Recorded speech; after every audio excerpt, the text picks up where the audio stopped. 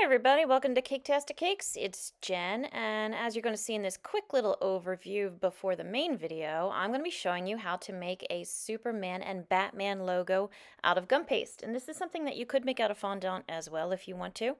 And if you do see me using any tools or supplies that you could use, if you check the link in the description below, it has a link to my website and it should be able to help you out.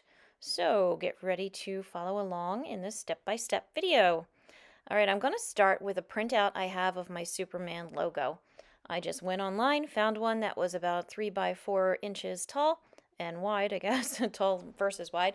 Cut it out. I rolled out some yellow gum paste here, and it's pretty darn thin, I gotta say. And I'm cutting out the main shape here. When you cut it out and you see I'm dragging my knife, it is going to pull the corners. You can see they're not perfect anymore. So I'm using my piece of wood there to just kind of straighten up all the little wonkies that happened from pulling too much.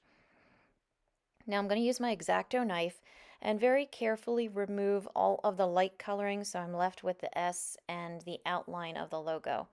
And I also did choose the 3 by 4 inch size because typically, if you put this on the side of a cake, you don't want it to be too tall, and 4 inches is a pretty standard size for one layer of cake. So yeah, that's why I did that.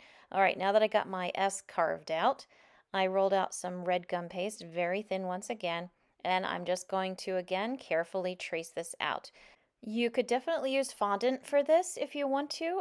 You might find it difficult to lift the S up, or the red S, when you're done because fondant is so stretchy and kind of soft, but you could do it. And if you did use it, maybe add a little CMC or Tylose powder to the red just so it's a little firmer. Just an idea, but yeah, you could definitely use fondant for these decorations if you wanted to. I'm using gum paste just because that's how I roll. Now, like I said, I'm using my X-Acto knife to try to very carefully go around and trim out all those big open spaces inside of the logo. It's not easy, I'm not going to lie, and it's not difficult, but it's not easy in that the little corners stick and they kind of pull a little bit like they did with the yellow when I went back and had to touch it up just because it got kind of stretched out of shape a little bit. Just that kind of thing. You're going to see right here, I'm just kind of trying to tap and cut away the little tags that are hanging just to clean it up a little bit. So again, not hard. Anybody can trace, right? It's just, it just is a little not as easy to trace in gum paste. Now, once it's all cut out, I just lift it up, place it on top of the yellow. I don't anchor it down with any water yet because I have to do my adjusting. It's going to move a little bit no matter how careful I am. It's going to change a little bit. So now I adjust it, go back in there, retweak my edges, sharpen up my corners, try to make it look as nice and tidy as you can. There's a little bit of yellow sticking out, so I trim that off because I want the red to show and the yellow to be behind it. And there you go. All right, same thing for Batman. I just found the size of the logo that I liked.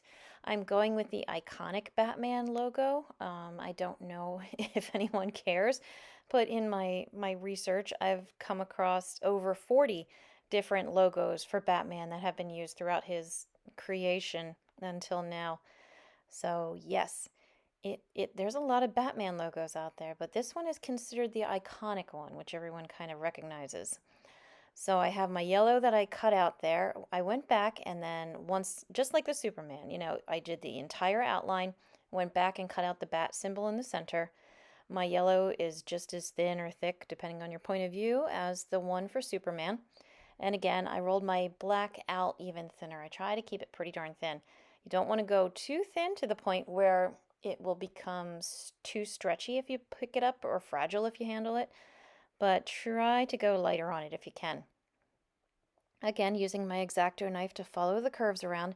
And what I'm trying to do is start from a point where it won't pull the tips of the little points and everything into the in toward the center of the Batman logo. So when I'm doing these angles and everything, I'm trying to finish on an outward sweep. I'm going to not be able to avoid it completely, like right there. I finished that ear on an outward sweep. I started from the center of the curve on that outer wing there so that I can keep the tips as sharp as possible.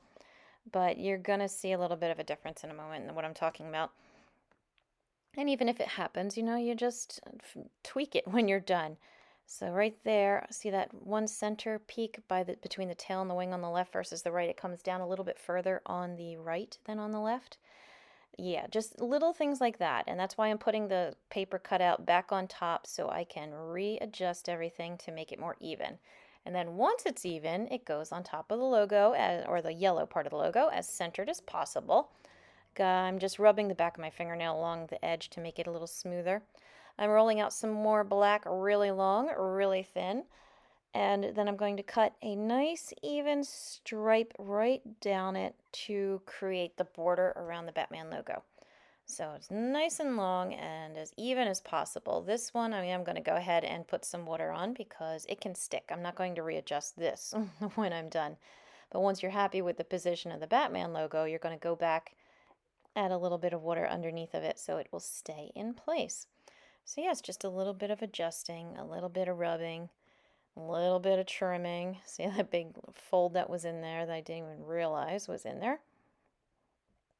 And then, yeah, you have your Batman logo as well. And this can be adapted to pretty much anybody's logo, but for today's video, I went DC. So there you go. The two main characters from DC, they're keeping them alive. So I hope you enjoyed this video. Please like and subscribe because it really does help me out. I've got a ton of other videos out there as well, all kinds of superhero stuff if you want to take a look. And as always, thank you for watching Caketastic Cakes.